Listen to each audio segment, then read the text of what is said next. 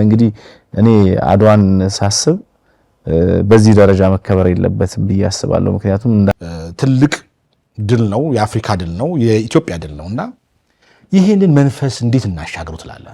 አድዋ በዚህ ደረጃ ብቻ አይደል፣ ያ ገድል ያ ታሪክ ትልቅ ነው ያስባለሁ። ችግር ለምን ለሁን ብዬ አይደል? አይ ይቀየራል፣ ምንም አይቀርም። አንተ ካሳሁን ይሻላል አብርሃም ብለው አስመረጡኝ። እኔ አብርሃም አልኩኝ በልጅነቴና ከሞትኩ በኋላ እንዲህ ነበረ ደግ ነው እንዲህ ሆነ ምናምን ይባላል።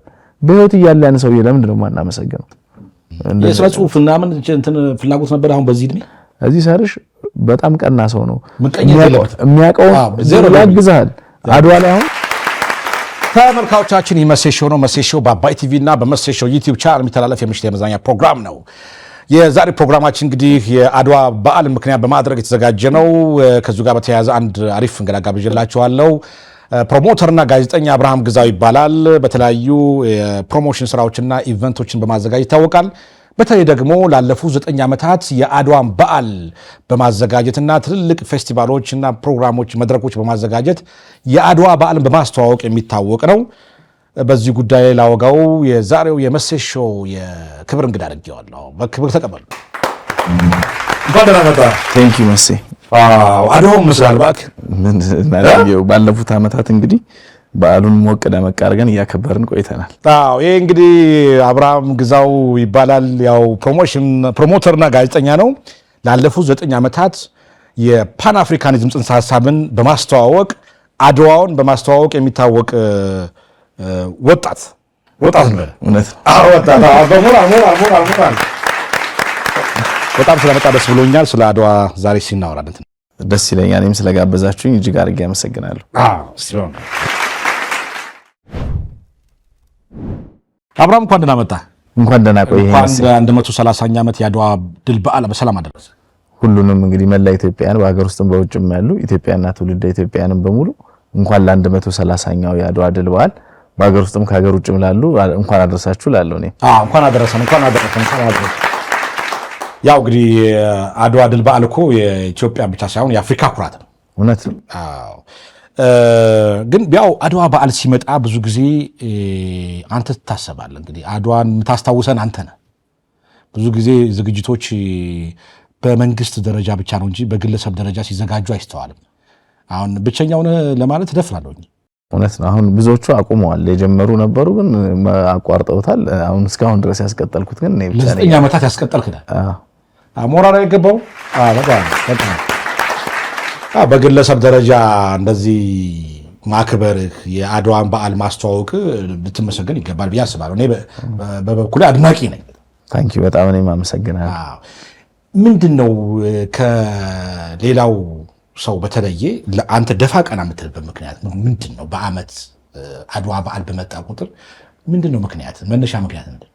እሺ በድጋሚ አመሰግናለሁ። እንግዲህ እንደሚታወቀው አድዋ ለፓን አፍሪካ ጽንሰ ሐሳብ የጥቁር ህዝቦችን አንገት ቀና ያደረገ የፋና ወጊ ድል ብስራት ነውና እኛ ኢትዮጵያኖች በዘር በሃይማኖት በፖለቲካ በተለያየ ነገር ልዩነት ቢኖረንም አድዋ አንድ ያደርገናል። 1918 ላይ አባት አርበኞች እናት አርበኞች በዱር በገደሉ ተዋድቀው አጥንቶቻቸውን ከስክሰው ደሞቻቸውን አፍሰው ለዛሬ ማንነት አብቅተውናልና ኢትዮጵያኖች በብዙ ነገር የሚለያዩ ነገሮች ቢኖሩ ግን እንደ ሀገር ወደድንም ጠላንም የፖለቲካ ልዩነት ቢኖረን ቢከፋንም ቢለማንም ያለችን አንድ ኢትዮጵያ ነችና አድዋ አንድ ያደርገናል፣ ያስተሳስረናል። ከኢትዮጵያ አልፎ የፓን አፍሪካ ጽንሰ ሐሳብ ነው ስንል ጥቁር ህዝቦች አጠቃላይ ጥቁር ህዝቦች በወቅቱ እስከ አፍንጮ የታጠቀው የጣሊያን ጦር በብሪት መጥቶ ሀገራችንን ወሮ እንግዲህ በጉልበት የነበረውን እንግዲህ በአንድነት የዛን ጊዜ ልዩነት ሳይኖር ቀርቶ አይደለም። በታሪክም እንደምናውቀው ልዩነቶቻችንን ወደ ጎን እንተውና ሀገርን መጀመሪያ እናስቀድም በማለት በዱር በገደሉ ቅድም እንዳልኩት ተዋድቀው ሀገር ዳር ድንበር አስጠብቀዋልና እኛ ኢትዮጵያኖች ስንተባበር አንድ ስንሆን ያምርብናል። አድዋ የሁላችንም ነው፣ የማንም አይደለም፣ የአብርሃም ብቻ አይደለም። እኔ ጀመርኩት ሰራሁት እንጂ ሁሉም ሰው መስራት አለበት፣ ሁሉም ሰው መሳተፍ አለበት ብዬ አስባለሁ። በመንግስት ደረጃ እየተዘጋጀ ያለ አለ፣ ግን በግለሰብ ደረጃ ቀደም ሲል ብዙ ዝግጅቶች እንደነበሩ እናስታውሳለን። አሁን ተቋርጧል። በፋይናንስ ምክንያት በተለያዩ ምክንያቶች የተቋረጡበት ሁኔታ አለ። እኔ ግን ባለፉት ዓመታት 9 ዓመታት ተሰራ ከሌሎች ስራዎች የምሰራቸው ገንዘብ ከማገኛቸው ላይ ኢንቨስት አድርጌ ነው። ወደዚህ በጣም ብዙ ወጪ ነው እንጂ ገንዘብ አታገኝበትም። ገንዘብ የማግኘቱ ብዙ ፕሮባቢሊቲ የለውም። በሀገራችን የሪል ስቴት ታሪክ የመጀመሪያው የኢትዮጵያን ኤርላይንስ ሼባ ማይልስ በፕላቲኒየም ደረጃ የክብር አጋር የሆነው አኮያ ፕሮፐርቲስ ስማርትና ሌክዠሪ አፓርትመንት የዲፕሎማት መንደር በሆነችው በሳር ቤት ካናዳ ኤምባሲ አጠገብ እየገነባን እንገኛለን። አውቶማቲክ ካርዎሽ፣ ደረጃውን የጠበቀ የመዋኛ ገንዳና ሌሎችን ከ21 በላይ አሚኒቲዎችን ያካትታል። ባለ 1 መኝታ 101 ካሬ 1.2 ሚሊዮን ቅድመ ክፍያ፣ ባለ 2 መኝታ 159 ካሬ 1.9 ሚሊዮን ቅድመ ክፍያ፣ ባለ 3 መኝታ 176 ካሬ 2.2 ሚሊዮን ብር ቅድመ ክፍያ በሽያጭ ላይ እንገኛለን። ፍላጎቶ የንግድ ሱቅ ከሆነ በ4 ኪሎ ቱሪስት ሆቴል አጠገብ ዘመናዊ የንግድ ሞል ለሽያጭ አውጥተናል። ከ19 ካሬ ጀምሮ በፈለጉት ካሬ አማራጭ የሱቅ ባለቤት ይሁኑ። ከአኮያ ፕሮፐርቲ ሱቅ ወይም ቤት ሲገዙ ከኢትዮጵያን ኤርላይንስ ሼባ ማይልስ ስታተስ ያገኛሉ። ለበለጠ መረጃ ከታች ባለው ስልክ ይደውሉ። አኮያ ፕሮፐርቲስ ከነገ ለተዛመደ በፍቅር በስሜት ነው የምሰራው። ሰዎች ጥሩ ነው ይለዋል፣ ያበረታተዋል። የሚደግፍ አካል ማግኘት ግን ከባድ ነው። ያው አድዋ ግን ኢትዮጵያኖች እኛ ብቻ ሳይሆን እንግሊዝ ሀገር እንደምታውቀው መሴ አሜሪካን ሀገር በካርኒቫል በፌስቲቫል አይነት ታይፕ ነው እየተከበረ ያለውና እኛም በየአመቱ እያሳደግ ነው። ይሄን ስሜት አንድነታችንን ማጠናከር አለብን። ኢትዮጵያዊ ነንና ሁላችንም ያለችን አንድ ሀገር እንደመሆኗ መጠን አጠንክረን መሄድ አለብን ብለን በካርኒቫል በፌስቲቫል አይነት ታይፕ እያደረግነው እያሳደግነው መተናል። ከቀደምት ከነበሩ ዝግጅቶች እንግዲህ ዘንድሮ ላይ የካቲት 20 እንግዲህ ያከበርነው አድዋ ላይ ትናንትናው የብሔራዊ ቲያትር ዝግጅት በጣም ደማቅ ነበር። በዚህ ዝግጅት ላይ እንግዲህ እንደምታውቀው እንግዲህ በጣም አንደበተ ርቱዕ የሆኑ በሳል ተናጋሪዎች፣ ጸሐፊ ተውኔትና ገጣሚ፣ ባለቅኔ፣ ደራሲ፣ ተርጓሚ አያልነህ ሙላት፣ አምባሳደር ዲና ሙፍቲ በህዝብ ተወካዮች ምክር ቤት የውጭ ግንኙነት ቋሚ ኮሚቴ አባል ናቸው። እንዲሁም ደግሞ ኡስታዝ አቡበከር አህመድ፣ ዶክተር ወዳጄነህ ማረነ፣ አርቲስት ሱራፌል ተካ፣ አርቲስት ሙሉዓለም ታደሰ፣ እንዲሁ መምህር ረዳት ፕሮፌሰር ዳንኤል ሰይፈ ሚካኤል፣ ደራሲና ጋዜጠኛ ጥበቡ በለጠ ስለ አድዋ በመድረኩ ያቀነቀኑበት ኢትዮጵያዊነታችንን እንዴት ነው የምናጠናክረው፣ ስለ ሰላም አንድነታችንን እንዴት ነው የምናጎለብተው የሚል በመድረኩ ያቀረቡበት ነው። በተለይ ደግሞ አድዋ የ25 ደቂቃ ፕሌይ ሙዚቃዊ ተውኔት በተስፋዬ ሲማ ዳይሬክት የተደረገ ሙዚቃዊ ቲያትርም የቀረበበት ነው። በተለይ አባት እናት አርበኞች እንግዲህ እቺን ሀገር አቆይተውልናልና ለነሱ ክብር መስጠት አለብን። ክብር ለጀግኖች ሰማዕታት ብለን እነሱን ያወደስንበት፣ ለነሱ ዕውቅና የሰጠንበት፣ እነሱን ሽለላ ፉከራ ያቀረቡበት ነው። እንዲሁ መነባንቦች ግጥሞች የቀረቡበት ትልቅ ፕሮግራም ነው። እንዲሁ ማርሽ ባንድ ትርኢቶች፣ ህብረ ዝማሬዎች የቀረቡበት ዝግጅት ነውና በየአመቱ ይህንን ፕሮግራም ስንሰራ የተለያዩ የመንግስት መስሪያ ቤቶች የድጋፍ ደብዳቤ ይሰጡናል። ያው ሀሳቡ እንዴት መጣል እንደው ምን አሁን በጣም ብዙ የሚያለፋ ነው ኢቨንቱ ራሱ። ትናንት ዝግጁን ሳየው ራሱ የአንተ ድካም ነው የታየኝና ሀሳቡ የመጣበት ታስታውሰዋለህ አጋጣሚ? እንግዲህ አድዋ ድል ለዛሬው ትውልድ የጀግንነት ታሪክ ብቻ ሳይሆን የማንነቱ ማሻራ ነው ብለን እናስባለንና እንግዲህ እኔ አድዋን ሳስብ በዚህ ደረጃ መከበር የለበትም ብዬ አስባለሁ። ምክንያቱም እንደ ሀገር በትልቅ ደረጃ የአንድ ቀን ብቻ ክብረ በዓል መሆንም የለበትም ብዬ ስለማስብ ሁልጊዜ ውስጥ የሚከነክነኝ ነገር አለ። ማለት ብዙ ስራ ሰራለሁ፣ ብዙ ኢቨንትም የራሴንም ዝግጅቶች ሰራለሁ፣ የሌሎችንም ኢቨንቶች ሰራ። አንድ ግን ኮንትሪቢዩት ማድረግ እንደስም ተጠርጥዬ ማለፍ መቻል አለብኝ። የራሴን ነገር ኮንትሪቢዩት ማድረግ አለብኝ ብዬ ስነሳ ኪነጥበብ ፕሮግራም ሳዘጋጅ አድዋን ነው መዘከር ያለብኝ ብዬ ተነሳው። ምክንያቱም አድዋ ብዙ የተባለለት ነው። በወቅቱ በርካታ ጆርናሎች የተጻፉበት፣ ፊልሞች፣ ዶክመንተሪዎች የተሰሩበት ነው። እንደምታውቀው ፕሮፌሰር ኃይሌ ገሪማ አድዋ ላይ ፊልም ሰርተዋል። በተለይ እጅጋየሁ ሽባባው ሙዚቃ እንዲሁም ደግሞ ድምጻዊ ቴዎድሮስ ካሳሁንን ጨምሮ ሙዚቃ የተሰራበት ነው። ግን በቂ ነው አንልም። አሁንም የኪነ ጥበብ ሰዎችም በዚህ ደረጃ ብቻ አልነበረበትም። ትልቅ ፌስቲቫልም ትልቅ ፕሮግራም መዘጋጀት አንድ እሱ ነው። ሁለተኛ ነገር ደግሞ ብዙ መሰራትም አለበት ብዬ አሁንም አስባለሁ። በፊልም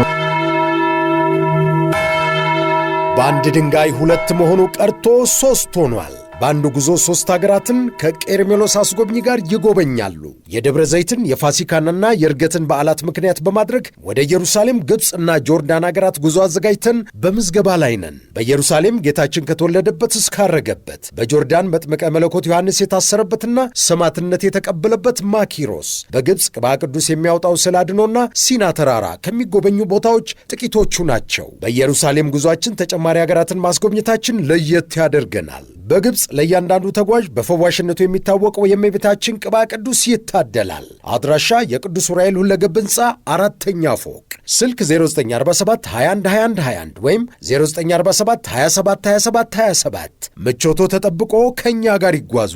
ቀርሜሎስ አስጎብኚ።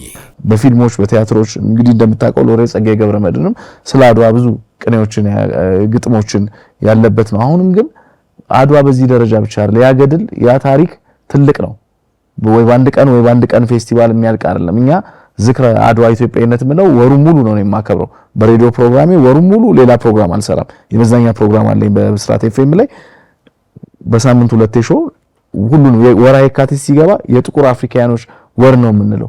እንደምታውቀው ወሩ በሙሉ የድል በዓሎች ናቸው። ክብረ በዓሎች የሚከበሩበት ወር ነው።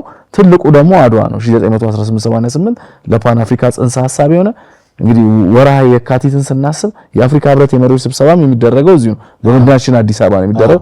ወርሃ የካቲት የጥቁር አፍሪካኖችን አንገት ቀና ያደረገ የድል ብስራት የሆነው አድዋ ደግሞ ትልቁ ክብረ በዓላችን አንዱ ነውና ይህንን በዓል አለማክበር አለመዘከር አይቻልም። ለዛም አብርሃም ግዛው ኢንተርቴይንመንት ባለፉት 9 ዓመታት ሰርተናል። ውስጤ ሲመጣ ይህን ነገር መስራት መቻል አለብኝ ብዬ ስነሳ ብዙ ተግዳሮቶች ብዙ ቻሌንጆች ነበሩ። አይ እንደው ለአድዋ ያለ ፍቅር በጣም ከፍተኛ እንደሆነ ይሰማኛል።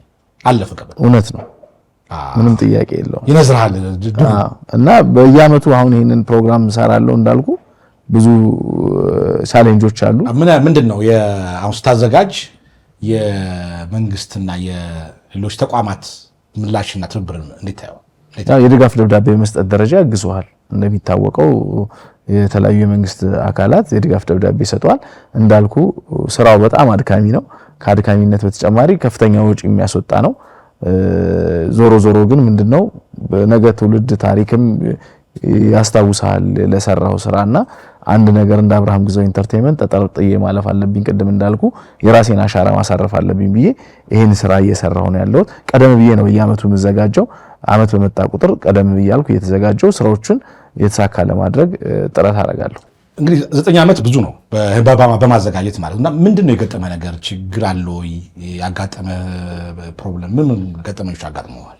ብዙ ፕሮብሌም አለ። እንደ ፕሮግራም እንደ ዝግጅት ስትሰራው ካቻምና አስታውሳለሁ ፕሮግራም ከዘረጋው አዳራሽ የከፈልኩ ሰዎች ከጠራው በኋላ ፕሮግራም አይደረግም ተብዬ ለብዙ ገንዘብ ኪሳራ የተዳረኩበት አለ። ግን ዞሮ ምንድነው እንዳልኩ ፕሮግራም ከዘረጋው በኋላ ጥሪ ውል ካረኩ በኋላ ፕሮግራም አይደረግም። ምክንያት ስል ያው ቤቱ ይፈለጋል ሌላ ፕሮግራም እንደ ይሄንን አውቃችሁ አይደል ውል አድርጌ አዳራሽ ያከራያችሁኝ።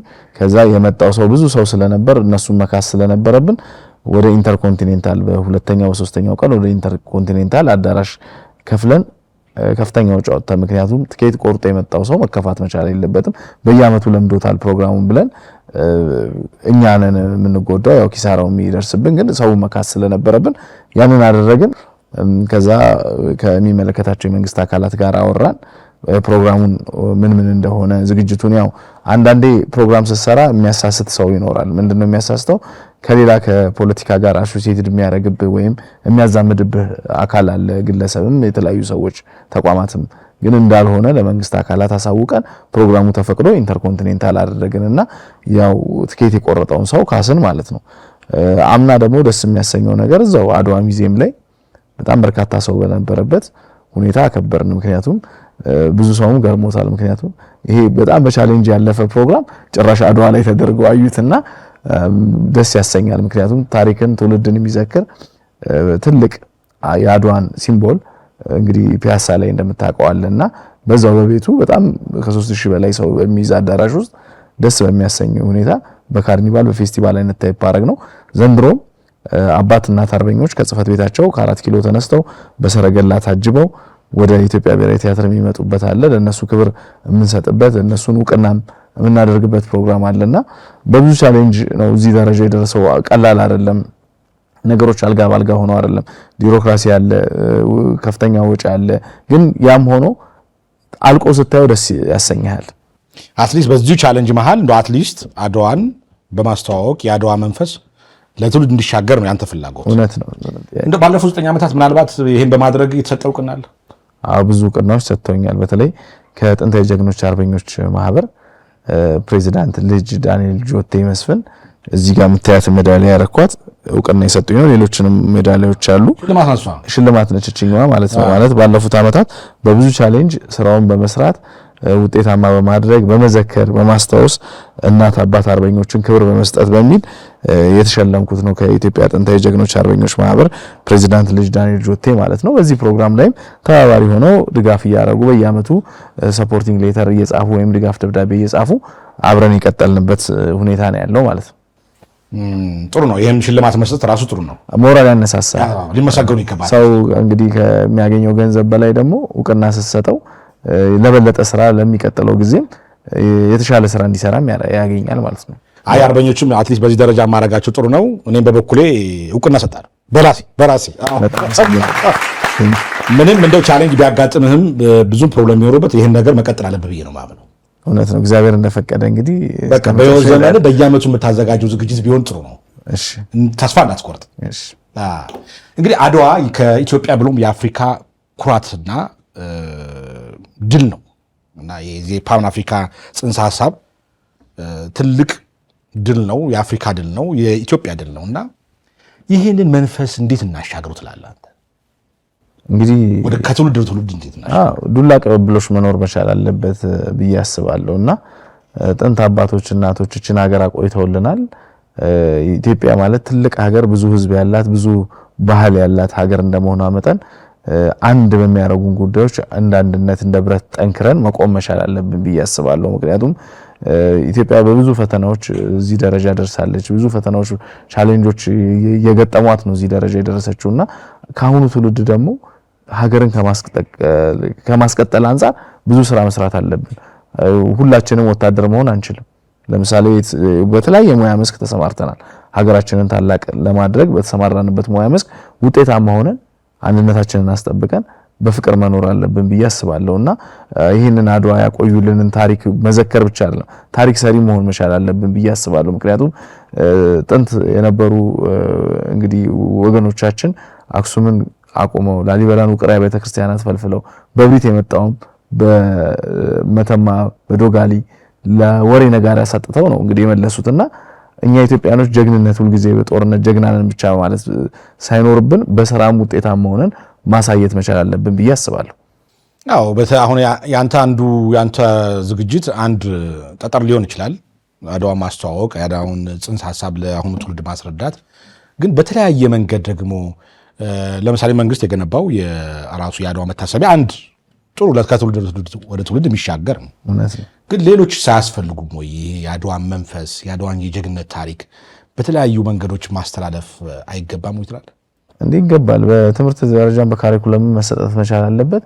አድዋ በዚህ ደረጃ አይደለም መከበር ያለበት፣ በትልቁ መከበር አለበት አልኩ። ቅድም ሳነሳው እንደነበረው አሜሪካን ሀገርና እንግሊዝ ለንደን ውስጥ በጣም በትልቁ ነው እያከበሩ ያሉት። እኛ የራሳችን ነው። እዚህ ለምንድን ነው በደንብ የማናከብረው? ከአዲስ አበባ መውጣት መቻል አለበት። ሀገሪቷ ትልቅ እንደመሆኗ መጠን እንግዲህ ሁኔታዎች ወደፊት ከፈቀዱ እኔ ብዙ ነገር አስባለሁ። በክልል ከተሞች ማክበር የጥቁር አፍሪካውያኖችም ድል በዓል ነው ስላልን ወንድሞቻችን እህቶቻችንን የአፍሪካውያን ወደዚህ ሀገር ጋብዘን በዓሉን በጋራ የምናከብርበት ወደ እነሱ የምንወስድበት ለቀሪው ዓለምም የምናስተዋውቅበት በበለጠ መኖር መቻል አለበት። በወቅቱ እንደተነገረው እንግዲህ በ1888 ላይ ያ ገድል ጥቁሮች በኋላ ቀር መሳሪያ አሸነፉ የሚለው ገድል በጣም ብዙዎችን ያስገረመ፣ ብዙ ጆርናሎች ብዙ ዘገባዎች እንዲወጡ ያደረገ ነው። ያንን ድል በዓል ከድልነት ባሻገር አሁን ያለነው ትውልድስ ምን እየሰራን ነው፣ ምን እያደረግን ነው የሚለውንም ነገር ራሳችንንም ቆም ብለን እንድንፈትሽ እንድንመረምር ያደርገናል። ቅድም እንዳልኩ ማለት ነው። ስለዚህ ወደ ክልል ከተሞች የመውሰድ ወንድሞች እህቶች ወደዚህ ሀገር መጥተው እንዲያከብሩ በበለጠ የማክበር ስሜት መኖር መጎልበት መቻል አለበት ብዬ አስባለሁ። አድዋ እናሻግረው። እውነት እስቲ ወደ ፕሮሞተር ስራ እንለፍ። ያው ነገሩ የአድዋም እኮ አንዱ የፕሮሞተር ስራ ነው። እውነት ነው። ወደ ኢቨንቶችም ስንመጣ እንግዲህ አንተ በጣም በተለያዩ ኢቨንቶች አጠፋም። እኔ እንደው አንድ ኢቨንት ሶሻል ሚዲያ ላይ ካየሁ አለ አንተ ከነሱፍህ ቹሉ አትቀርም አይደል? እና ምንድን ነው ምክንያቱ? እንደዚህ ያደረገው ምክንያት አዘጋጆቹ እንዴት ነው የሚያገኙ? ምን ብታደርግላቸው የሚመርጡ? ያው መሴ እንደምታውቀው ብዙ ኢቨንቶች አሉ በሀገራችን በተለይ መዲናችን አዲስ አበባ ላይ በጣም በርካታ ኢቨንቶች ይዘጋጃሉ ኤምሲን ጨምሮ ሚዲያን እንዲሁም ደግሞ ኢቨንቱን የማስተባበር ኦርጋናይዝ የማድረግ ስራ ወደኛ ይመጣል ያው ምንድነው ይሄ ባለፉት አመታት ብዙ ዋጋ ከፍለንበት እዚህ ደረጃ የደረስንበት ስራ ነው በተለይ ብራንድ አምባሳደር የምትላቸውን ስራዎችን ጨምሮ የተለያዩ ስራዎች አሉ የማስመረቅ መድረክ የመምራቱን ስራዎች ኦርጋናይዝ አድርገን እንሰራለን አንዱ ስራ አንዱን ያመጣል ምንድነው ኔትወርክ ዘርግተናል ጥሩ ስም አለን ከዛ አንፃር ስራዎች ወደኛ በፊትኛ ወደ ስራው ነው የምንሄደው እንዲ ስራውን ስጡን ብለን አሁን ግን ስራው ራሱ ነው ወደኛ እየመጣ ያለው ይሄ ምንድነው ለውጡን የሚያሳይበት ሁኔታ ነው ያለው ማለት ነውና እንግዲህ እዚህ ስራ ላይ ባለፉት አመታት እንግዲህ በተለይ ከ10 አመት በላይ ሆኖናል ብዙ እንቅስቃሴዎች ከብዙ ሰዎች ጋር ብዙ ኔትወርኮች የፈጠርንበት ከሰዎች ጋርም ጥሩ አፕሮቾች ያሉበት ሁኔታ ነው የተፈጠረውና እንዳልኩ ነው ምንድነው ለስራው ታማኝነት መሆን ስራውን በተገቢው መልኩ ሰዎች የሚፈልጉትን ነገር መፈጸም መቻል ነው በፊት ያው ይጠራጠሩ ነበር እንዴ ስራውን ችለ በተገቢው መልኩ ተፈጽማለ ምናም ይለዋል ገንዘብ ስትደራደራው አያምኑም ነበር ግን አሁን እምነት እንዲኖራቸው የሚያስችላቸው ስራውን ሰርተ ስታሳይ እንደው ቲፕም ሁላ ይኖራል ተጨማሪ ማለት ነው አክፍያው ተጨማሪ ስለዚህ በአላህ በተለያዩ ኢቨንቶች አፈጻጸምክ ሰዎች እየራሱ እየፈለጉ ራንተ እየመጡ ነው አሉ ይሄ እኮ የመቆየት አንዱ ኤክስፒሪየንስ መውሰድ ነው ሁለተኛ ነገር ደግሞ የተባለውን ቃል የገባውን ስትፈጽም የተሻለ አፈጻጸም ስታሳይ አንድ ወደ አንዱ ምን ይባላል ስለኔ ጠንካራ ጎን ለሰዎች ንገሩ ስለኔ ደካማ ጎን ለኔ ንገሩኝ ይባላል ምን ማለት ነው ብዙ ጊዜ የምሰራቸውን ስራዎች ጥሩ ነገር ሰርተ ለሰው ካሳየ ያ ፕሮሞሽን ነው ማውስቱ ማውዝ ራሱን የቻለ ፕሮሞሽን ነው ስለዚህ ጥሩ ነገር አሳይተ እምነት እንዲኖር ምክንያቱም ማርኬት ነው ይሄ ስራ ነው ኮኔክሽን ነው የሴልስ ነገር ነው እዚህ ጥሩ ነገር ባረከ ቁጥር ሰዎች ወደ አንተ ማምጣት እድሎች አሉ ፕሮባቢሊቲዎች አሉ ዘንድሮ የተለያዩ ኢቨንቶች አሉኝ ያው ወደ አንተ ነው መጣ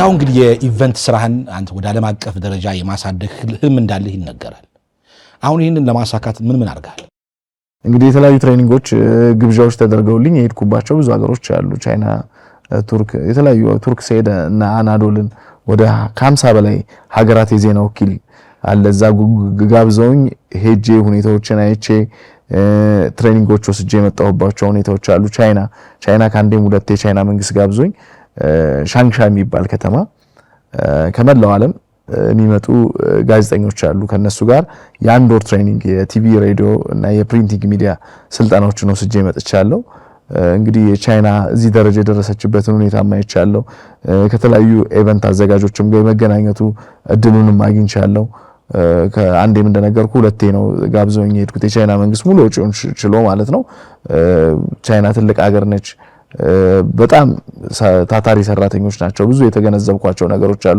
በእድሜ የገፉ ሰዎች እንኳን በጡረታ ወጥተው ማለት ነው አትክልት ስራ ላይ ጽዳት ስራ ላይ ብዙ ስራ ላይ ተሰማርተው ይሰራሉና አገራቸውን እዚህ ደረጃ ያደረሱት እያንዳንዱ ለፍተው ጥረው ነው ብዙ የገረሙኝ ነገሮች አሉ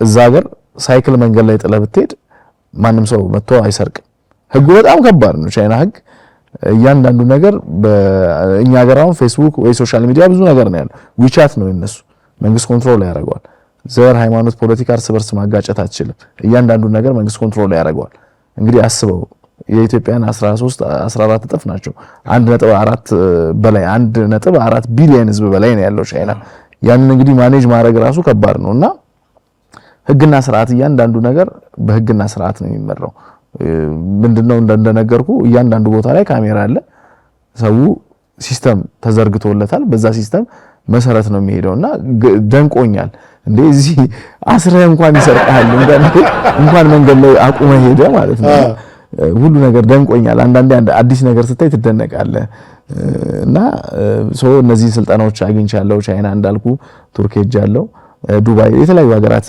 ተዟዙር ያለውና ይሄ ምንድነው ኤክስፒሪየንስ ሞር እንዳገኛ ረድቶኛል ከዓለም አቀፍ ጋዜጠኞች ጋር እንድገናኝ እንዲሁም ፕሮሞተሮች ጋር እንድገናኝ ትልቅ እድል ፈጥሮልኛልና ስለዚህ ህልሜ ማሳካት ሁኔታው የተሳካ ሊሆን ይችላል እውነት ነው ህልሜ መሴ ብዙ ነው ለምሳሌ የራሴ ሬዲዮ ፕሮግራም ወይም እንዳለኝ ሁሉ የራሴ ሬዲዮ ጣቢያ መክፈት ህልም አለኝ እንደምታውቀው እንግዲህ በኤሌክትሮኒክስ ሚዲያ ብቻ አይደለም ላለፉት 9 ዓመታት በህትመት ሚዲያም ሰርቻለሁ አሁን የህትመት ዋጋው በመናሩ ምክንያት ህትመት ውጤቶች ከገበያ ውጭ የወጡበት ሁኔታና በጣም በጣት የሚቆጠሩ ጋዜጦች ናቸው ሀገራችን ላይ።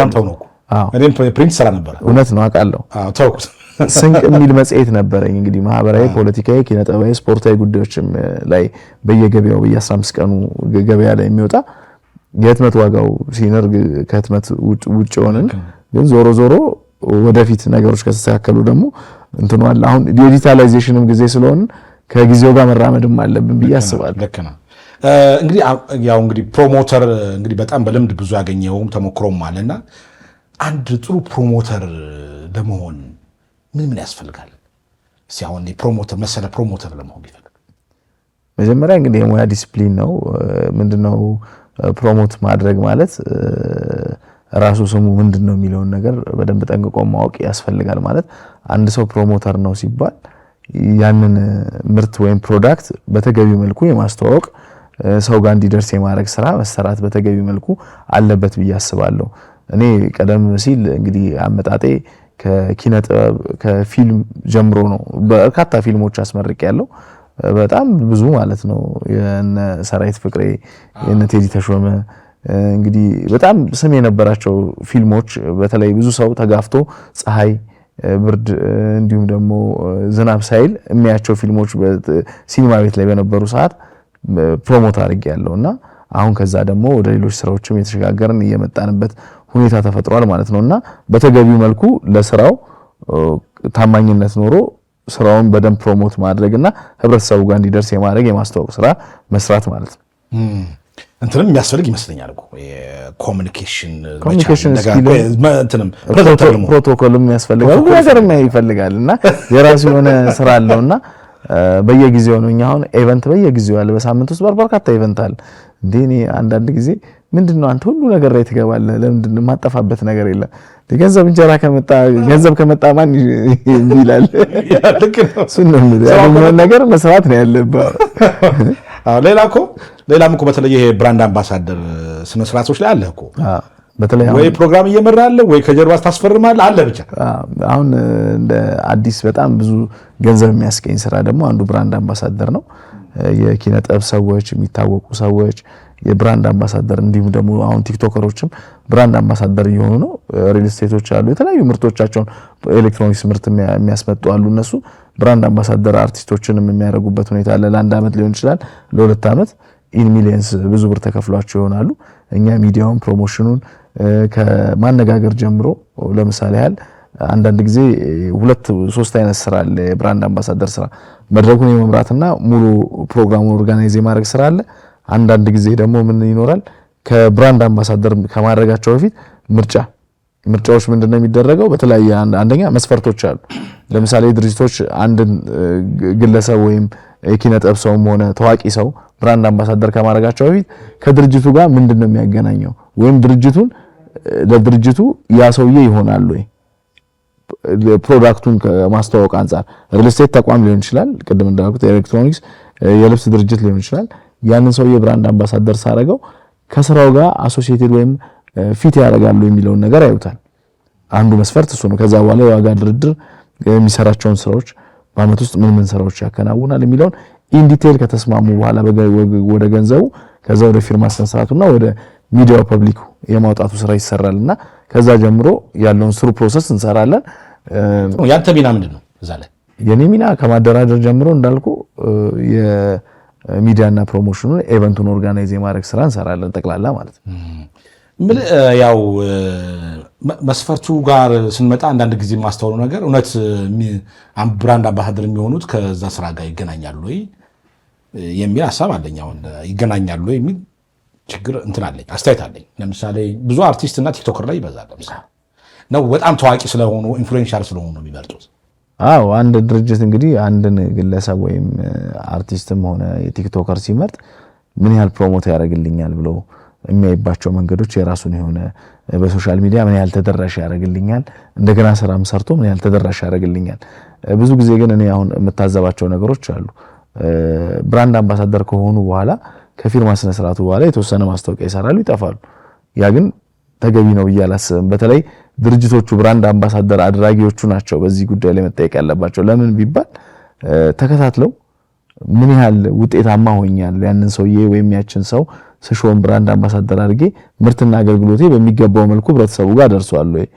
ያን ወቅት ብቻ ዜና ፍጆታ ሆኖ ማለፍ የለበትም። ከዛ በኋላ በፕሮሞሽን በሶሻል ሚዲያም ሆነ በኤሌክትሮኒክስ ሚዲያ የሚያስተዋውቁበት መንገዶች ይኖራሉ። ግን ድጋሚ የማይገናኙበት ወይም ማስታወቂያ ሰርተው የሚልኩበት ነው እንጂ ከዛች ከፊርማ ስነ ስርዓቱ በኋላ ለአመታት የማይገናኙበት ያ ተገቢ አይደለም። አምባሳደር ተሾሞ ተብሎ ፊርማ ይደረጋል። ከዛ በኋላ ግን ማስታወቂያ ሲሰሩ የማይታይበት ወይ አንዲት ማስታወቂያ ሳይሆን እንደ አይነት ነገሮች አሉ። ይሄ ምንድነው የድርጅቶቹን እንግዲህ እውነት ለመናገር ኢን ሚሊየንስ ነው የሚከፍሉ ሲዋዋሉ እናያለን፣ ገንዘቡም ሲከፈላቸው እናያለን። ይሄን ያህል ኢን ሚሊየንስ ከፍለ ብራንድ አምባሳደር ያረካውን ወይም ያረካትን ሰው በተገቢ መልኩ አንድ አመትም ይሁን 2 አመት ስራውን ሰርታለች ብለ ኢቫሉዌት ማድረግ አለበት። እንደ ድርጅት እንደ ካምፓኒ የተቋሙ ስራ ነው እንደ ካምፓኒ ማለት ነው። የዛን ወቅት ላይ የሚዲያ አየሩን በመያዝ ሚዲያ በደንብ ካደረስክ በኋላ መጥፋት የለበትም ብዬ አስባለሁ። የግድ ታዋቂ መሆን አለባቸው እንደ ብራንድ አምባሳደር የሚሆን ምንድነው መሰለ ብዙ ጊዜ ያው ህብረተሰቡ ጋር ሞስት ፕሮባቢሊቲ የመቀበል ነገር ያለው የኪነ ጥበቡ ሰው ወይ ፌመሱን ሰው ነው። በማይታወቅ ሰው ብትሰራ እንትን የለውም። እኔ አንድ ወቅት ምን አለኝ እንግዲህ ነፍሱን ይማረውና አማን ፍስሐ ጽዮን ኢቢኤስ ቴሌቪዥን የበዓል ፕሮግራም ነበረኝ። የበዓል ፕሮግራም ይዤ ሲሄዱ ለአብርሃም እንደ የኪነ ጥበብ ሰዎችን ብቻ ነው እንግዳ የምታረጉት? እኛ ኦዲየንሱ ስለሚፈልግ ነው ወደን አይደለም። አንዳንድ ጊዜ ኦዲየንሱ የሚታወቅ ሰው ሲሆን የበለጠ ሞሮፍ የማየት እድሉ አለ፣ ስፖንሰሩን የማግኘት እድሉ ትልቅ አለው ብዬ አስባለሁና ምንድነው ብዙ ጀግኖች ኢትዮጵያ እንዳላት እናስባለን። አሁን ከኪነ ጥበቡ መውጣ ስትል በስፖርቱም ሆነ በመምህርነትም ሙያ ሆነ አገር በመጠበቅም ሆነ ብዙ ኢትዮጵያ ጀግኖች አሏት። ኪነ ጥበቡን ሞሮፍ ግን ሰው ከዕለት ተዕለት ህይወቱ ጋር ተሰፍቷል ወይም ከዕለት ተዕለት ህይወቱ ጋር ቁርኝት ውስጥ ገብቷል። ለዛም ስለሆነ ይቀላል በሚል ነው እንጂ ሌሎችም እንግዳ መሆን እንዳለባቸው ሌሎችም ብራንድ አምባሳደር መሆን እንዳለባቸው ግን እንገነዘባለን። ምክንያቱም አሁን ደፈር እያለ ነው። በፊት የኪነ ጥበቡ ሰው ነበር። አሁን ወደ ሚዲያውም የመጣበት አይ ጋዜጠኛ ታርጉ ጋዜጠኛ ታርጉ ሆኖ አላ እኔ ራሴ ሆስቶች ናቸው እንደ ጋዜጠኛ ዜና የሚዘግብ ፕሮግራም የሚዘግብ እንደዚህ ከተደልቆች ሚዲያዎች ነው እንደማትመርጡት በይበልጥ አሁን እውነት ነው ለሚቀጥለው ጊዜ መታየት አለበት ብዬ እኔ ማስባለሁ። አንዳንዴ ሰጀሽን ሰዎች እናቀርባለን ለከሌ ቢሆን ከሌ እነሱ የራሳቸው ደግሞ ነገር አለ ባለቤቶች ያው ዞሮ ከፋዮቹ እነሱ ስለሆነ እነሱ ነው ለምሳሌ ካንጋፋዎቹ ትልቅ የሆኑ ብዙ አመት ያገለገሉ ጋዜጠኞችም አሉ። እንደዚህ ብዙ የመታሰብ ነገር የለም። አሁን ወቅታዊ ወጣቶች ላይ ወቅታዊ አርቲስቶች ላይ የማትኮር ነገር አስተውላለሁ። እውነት ነው፣ ምንም ጥያቄ የለውም። ወደፊት ግን የመታየት አለበት። ብራንድ አምባሳደር የሚያደርጉ ተቋማትም ሆኑ ግለሰቦች የሚዲያውን ሰው ብቻ ሳይሆን ኪነ ጥበቡን ሰው ብቻ ቲክቶከሩን ብቻ ሳይሆን ኢትዮጵያ በተለያዩ ሙያ መስክ ያሏት ብዙ ጀግኖች አሉ። እነሱንም ማየት መቻል አለባቸው ብዬ አስባለሁ። አሁን በህይወት ቢኖሩ ለምሳሌ በዓሉ ግርማ፣ አዲስ አለማየሁ በህይወት ቢኖሩ ኖሮ አሁን ብራንድ አምባሳደር የሚሆኑ አይመስለኝም። አትመርጧቸውም ለማለት ፈልጌ ነው። ያው መታየት አለበት ወደፊት ይሄ ነገር በደንብ አጽንኦት ተሰጥቶ በዚህ አጋጣሚ ይሄን ፕሮግራም ከድሮዎችም ከአንጋፋዎችም ከተለያዩ የሙያ ዘርፎችም ጉድዊል ያላቸው በርካታ ሰዎች አሉ ብዬ አስባለሁ። ከዛም ብታረጉ ጥሩ ነው። ያው ዞሮ ጊዜ ያው ሁኔታ ነው ይቀየራል ብዬ አስባለሁ። ችግር የለም። እኔ ለምን ብዬ አይደለም። አይ ይቀየራል፣ ምንም አይቀርም። አንተ አሁን አንዳንድ እዚህ ብራንድ አምባሳደር ጋር የብራንድ አምባሳደር የሆኑለት ተቋም ስሙ ይጠፋ። አንዳንድ ጊዜ ያ ተቋም የሆነ ወይ በቃሉ ላይ ይገኝ ይችላል፣ እንደዛ አይነት ነገሮች ነው ይችላልና የአምባሳደሮቹ ስም በዛው ይጠፋል አብሮ ማለት ነው። እውነት ነው። ምን ያህል ተገቢ ነው እሱ?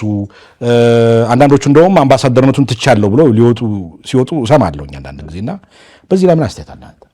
ትረስት ጥያቄዎች ያሉባቸው አሉ። እንደነ ሪል ስቴት፣ እንደነ ጉዞ ወኪሎች፣ የመኪና ሽያጮች በተለይ ምንድነው ህብረተሰቡ አምኖ ከቤተሰቡም ሆነ ከተቸግሮ ተበድሮ ያንን ገንዘብ አምጥቶ እዛ ቦታ ላይ ካደረገ በኋላ ከሀገር የሚጠፉ ያሉትን ቃል የማይተገብሩ ተቋማት ብዙ ይኖራሉ። እነዛ ነገር በመሆናቸው ምክንያት ደግሞ ብራንድ አምባሳደር የተደረጉ ግለሰቦችም እንዲሁ ታዋቂ ሰዎችም በዛው ልክ ሰዎች የመወቀስ የመጠየቅም ነገር አለ። አሁን ወደ ህጉም ስንሄድ የሚጠየቁበት ሁኔታ አለ። ምክንያቱም እነሱን አይተን ነው ማስታወቂያ ተከታትለን ነው እንደዚህ ሆነው የሚሉት ነገር አለና በተቻለ መጠን ህግ ስርዓቱን ጠብቆ የሚሄዱ ነገሮች አሉ። ዲል የሚያደርጉት እነሱ ላይሰንሱን አይተው ሌጋል መሆኑን ስራ እየሰራ ቢሮ ከፍቶ መሆኑን ነው አይተው እነዛ ግለሰቦች የብራንድ አምባሳደር የሚሆኑት። ግን ያው ሰው የምታውቀው አይደለም ላይሰንስ ኖሮት እንደዛም አድርጎ እንዲያረጋል ብለህ አትጠብቅም። አሁን ለምሳሌ ላይሰንስ ኖሮት ህጋዊ ኖሮት ታማኝ መሆኑ ለተወሰነ ጊዜ ቢሮ ከፍቶ ታማኝ ሊሆን ይችላል ለተወሰነ ለአንድ ዓመት ታማኝ ሆኖ ብራንድ አምባሳደር ሆንኩለት ለምሳሌ። ከዛ በኋላ ቢያጠፋ ለምንድን ነው አምባሳደሩ አብሮ ሰው የሚጠፋው? እሱ ምንድነው ያው አንተን አምነን ነው እዚህ ውስጥ የገባ ነው። ያው ሰው ልጅ ነው፣ ሰው ብዙ ነገር ሊያደርግ ይችላል። ብራንድ አምባሳደሩ ሳይሆን መጠየቅ ያለበት ድርጅቱና ተቋሙ። ለብራንድ አምባሳደሩ አይደለም ገንዘብ ሄደው የሚከፍሉት እነዛ ግለሰቦችም ሆኑ ተቋማት ሄደው የሚከፍሉት ድርጅቱ እስከሆነ ድረስ ድርጅቱን ነው መጠየቅ ያለባቸው ብዬ ነው የማስበው። ግን አሁን ያው ብራንድ አምባሳደሮችም መለየት መቻል አለባቸው ተብሎ ስለሚታሰብ እነሱም ተጠያቂ የሚሆኑበትም ሁኔታዎች እየተፈጠሩ ነው ያሉት። ያው እንግዲህ ሰፋ ውይይት ይፈልጋል። በጣም በአድዋ ጊዜ አምጥቼ ሌላ ውስጥ አስገባው። ያው እንግዲህ ጉዳዩ ላይ ስላለ ብዬ እውነት ነው።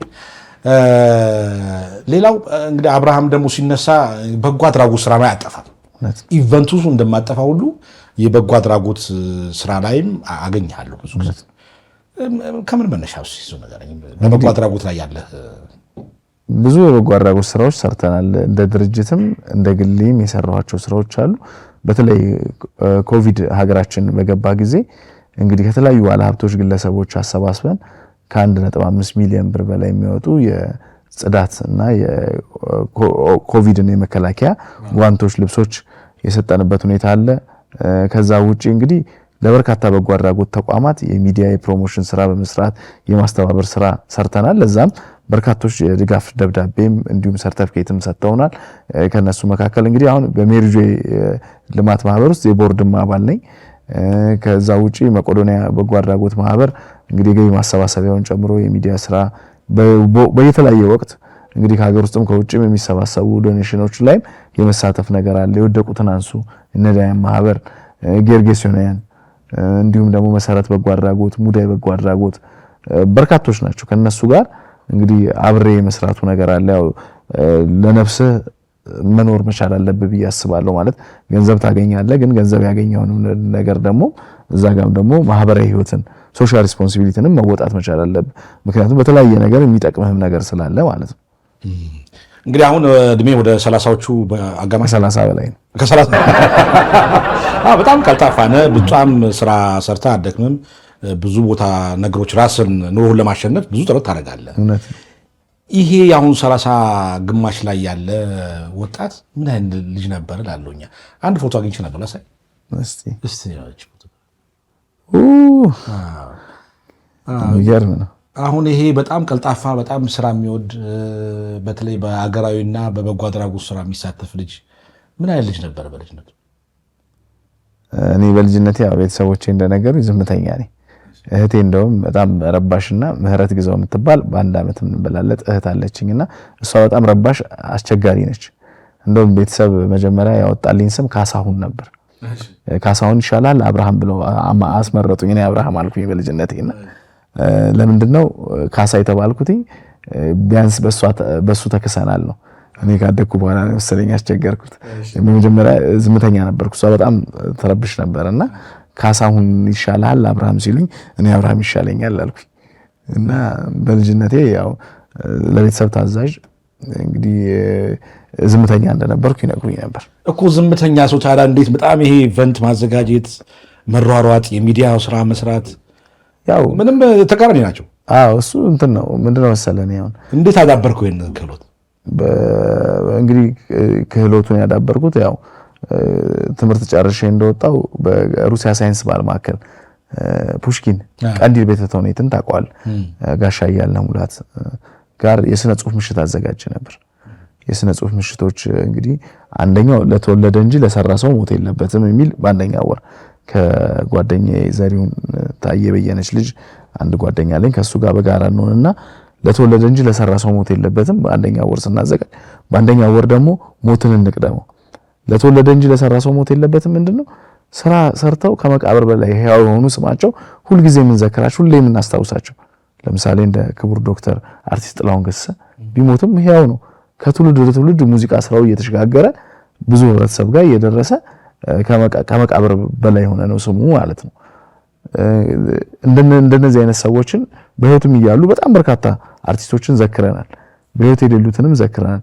ምንድነው ለተወለደ እንጂ ለሰራ ሰው ሞት የለበትም የምንለው?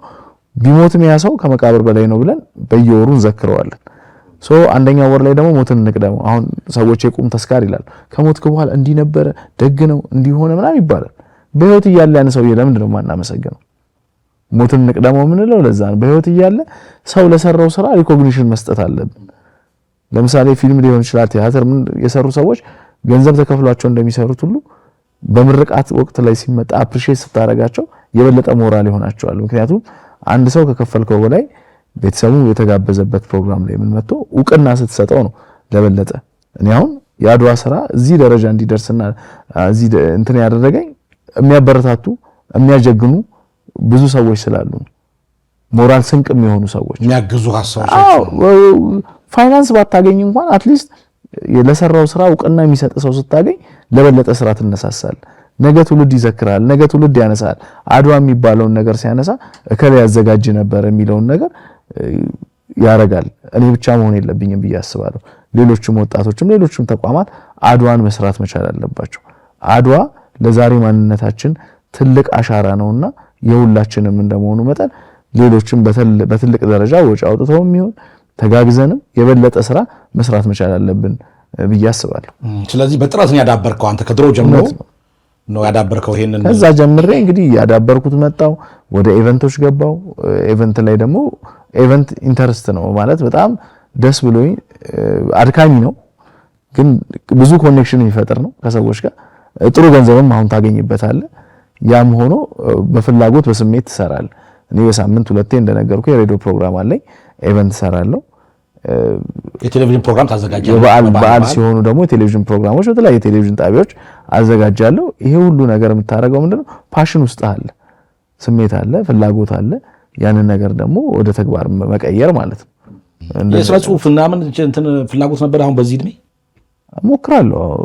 ምንድነው የኪነ ጥበብ ዝግጅት እንደማዘጋጀው ሁሉ ስነ ጽሁፍም ምንም እሞክራለሁ። ብዙ ገፍቻ አልሄድኩበትም ወይ መጽሐፍ አልጻፍኩም እንጂ የግጥም ምሽቶችን ከመታደም ባለፈ የማዘጋጀቱም ነገር ስለነበር ብዙዎቹ በእኛ መድረክ ላይ ስም ያላቸው የደራሲያኖች ፕሮግራምኛ ላይ ያቀርቡ ነበር። እንደነ ሜሮን ጌትነት፣ አበባ መላኩ፣ እነ ደምሰው መርሻ፣ ምስራቅ ተረፈ ሁሉም ማለት እንችላለን። ከኪነ ጥበብ ስራ ነው ወደዚህ የመጣ ነውና ያ ምንድነው ፓሽን ኖሮ ለስሜት የሚሰራ ስራ ነበር በፊት ላይ ነበር። አሁን ነው ጥሩ። አሁን እንግዲህ ከልጅነትም ጀምሮ እስካሁን እስከደረስክበት ያንተ ሮል ሞዴል ማለት ብዙ ሮል ሞዴሎች አብነታዊ ሰው የምትላቸው ብዙ ሮል ሞዴሎች አሉ። እኔ አሁን በስራ አጋጣሚ ሆኖ ከብዙዎቹ ጋር እገናኛለሁ። እንደምታውቀው እኔ ወደ ሚዲያ ስመጣ እንግዲህ ፍስሐ ተገኘን በጣም ወደው ነው ስፖርት ጋዜጠኛ ማለት ነው። በጣም አንዱ ማደንቀውና የምወደው አቀራረቡ፣ ለዛው አተራረኩ በጣም ደስ ይለኛል። ከዛ ውጪ እንግዲህ ከብዙዎቹ ጋር በስራ ማጋጣሚ አሁንም አለው የሚሰሩትን ማስታወቂያዎች ስራዎች ያያሉ። እንደነ ሰራዊት ፍቅሬ እንደነ ሳምሶን ማሞ አያለውና ሳሚ እንደውም ብዙ ጊዜ ሞራል ይሰጠኛል። ምን ይላል? እኛ ባንተ እድሜ እንዲያልታወቀም እኛ ባንተ እድሜ መኪና የለንም ይለኛልና ጥሩ ነው አካሄድ፣ ሞራል ይሰጡሃል። አሁንም እንደ ጓደኝነትም እንደ ስራም ባልደረባ ብዙ ነገሮች በጋራ እንሰራለን። ሰራዊት ጋር በጣም ትገናኛላችሁ? እንዴ ከሰራዊት ጋር በጣም ወዳጄ ነው። በጣም ሰራዊት ሰው የሚያውቀውና አርቲስት ሰራዊት ፍቅሬ በጣም ቅርብ ስለሆነ ግለጽ ውስጥ ሰርሽ የሚገርም ነገር ሰው ውጪ የሚስለውና አጠገቡ ሆነ የተለያየ ሰው ነው ማለት ሰዎች የሚስሉት ነገር አለ። በማስታወቂያው፣ በፊልሙ፣ በተለያዩ በቲያትሮቹ፣ በምኑ በሬዲዮ ድራማዎቹ ብዙ የሚታወቅ አንጋፋ በሀገራችን የማስታወቂያ ሞዴል የምንለው ነውና ሰርሽን በጣም ቀና ነው። ቀናነቱ ሰርቶ የሚያሰራ ነው። አሁን ሰዎች ስራ ስትሰራ ሁሉም ሰው ፖዚቲቭ አይደለም፣ ምቀኛም ብዙ ይኖራልና ያ ሰውኛ ባህሪ ነው። ለምን ኖር አትልም። ምን ይልሃል? በቃ ስራ መስራት ነው ያለብህ። ሰዎች በሰራ ቁጥር ከስራ ሊያሰናክሉ የሚፈጥሩ ሰዎች ሊኖሩ ይችላሉ። አንተ ግን ሁልጊዜ እዛ ነገር ላይ ፊት ሆነ መውጣት መቻል አለብህ። ምክንያቱም በአሰራ ቤት ቁጭ ብትል የሚያወራብህ የለም። ከሰራ ሊወራ ይችላል። እዚህ ሰርሽ በጣም ቀና ሰው ነው። የሚያውቀው ያግዛል። አድዋ ላይ አሁን በየአመቱ ማስታወቂያ የሚሰራው እሱ ነው።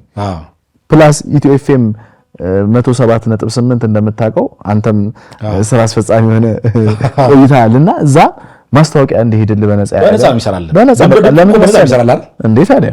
እንግዲህ የሰራዊት ድምጽ አሁን ምን ያህል ብር እንደሆነ ታውቀዋለህ። እሱነቱን ስለሰራ ብቻ አይደለም። ሰው ልጅ መጀመሪያ ደረጃ ልብ ያስፈልጋል፣ ቀና መሆን ያስፈልጋል፣ ሰውኛ ባህሪ ያለው ለመስጠት መሰጠት ያስፈልጋል። እና ሰውኛ ባህሪ ኖሮት እውነት ለመናገር ሰውን የሚያግዝ ትንሽ ናቸው ምናምን አይልም። ገብቷል። በፊት ሰራዊትን እኮ እኛ እንግዲህ አጎና በነበረ ሰዓት ሌላ ቦታ በነበረ ሰዓት ሰራዊት ጋር ለመግባት ራሱ ችግር ገብቷል። ቀጠሮ ይዘ ምን ብለህ ምናምን። አሁን በስራ በሙያ ደግሞ ተገናኝተ እያገዘ በቅንነት የሚረዳ ወንድም ነው። በጣም በቅርብ አውቀዋለሁ። በጣም አጋዥ ነው። ሰውኛን ነው። አብረም ሰርተሃል? አብረን ሰርቻለሁ። ወጣቶችን ማገዝ ይፈልጋል። የሚሰራ ሰው ማገዝ ይፈልጋል። በጣም እኔም አድናቂው ነኝ። በዚህ አጋጣሚ እናመሰግናለን። አድዋን በዓል ምክንያት በማድረግ እናመሰግናለን። በመጨረሻም እንግዲህ ማስተላለፍ የምትፈልገው መልእክት ምንድን ነው? እሺ እንግዲህ አድዋ እንዲሳካ በጣም በርካታ ልበቀና የሆኑ ኢትዮጵያውያን አግዘውኛል። አንዱ መሰለ መንግስቱ እግር ኳስን በሬዲዮ ተመልከቱ።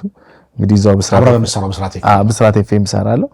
ያለምንም ክፍያ ማስታወቂያ ህብረተሰቡ ጋር እንዲደርስ በማድረግ ብስራት ኤፍኤም 101.1 እንግዲህ ተወዳጁ ብስራት ነው የምንለው እና መሴ እና ባልደረቦቹን እንዲሁም ደግሞ ኢትዮ ኤፍኤም ብያለሁ ቅድም ሰርሽና ባልደረቦቹን ጄኤፍኤም ጆሲ ኢንዛ ሃውስ እሱን 106.7 አራዳ ኤፍኤም እንዲሁ ደግሞ መናኸሪያ አራዳ 95.1 መናኸሪያ 99.1 አርትስ ቴሌቪዥን አፍሪካ ሬኔሳንስ አሁን እዚሁ ያለውበት አባይ ኢትዮጵያ ምርጥ ነው አይደል?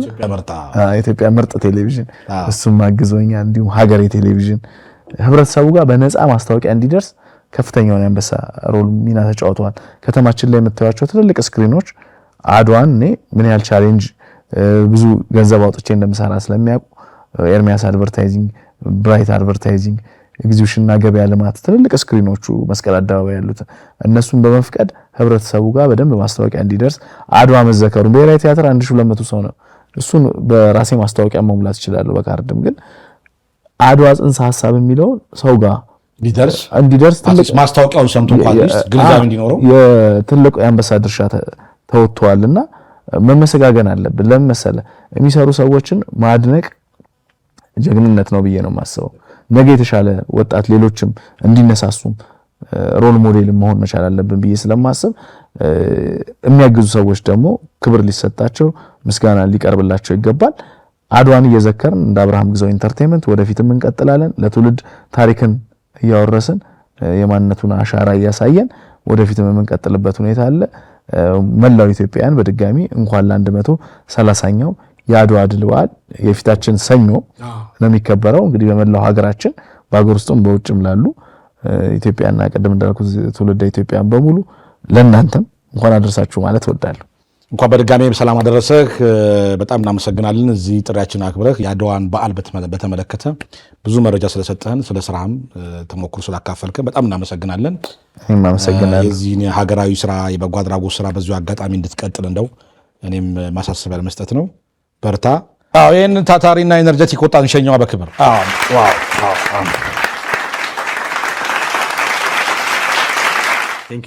ቴንኪው። ያው የአድዋ የድል መንፈስ ይቀጥል።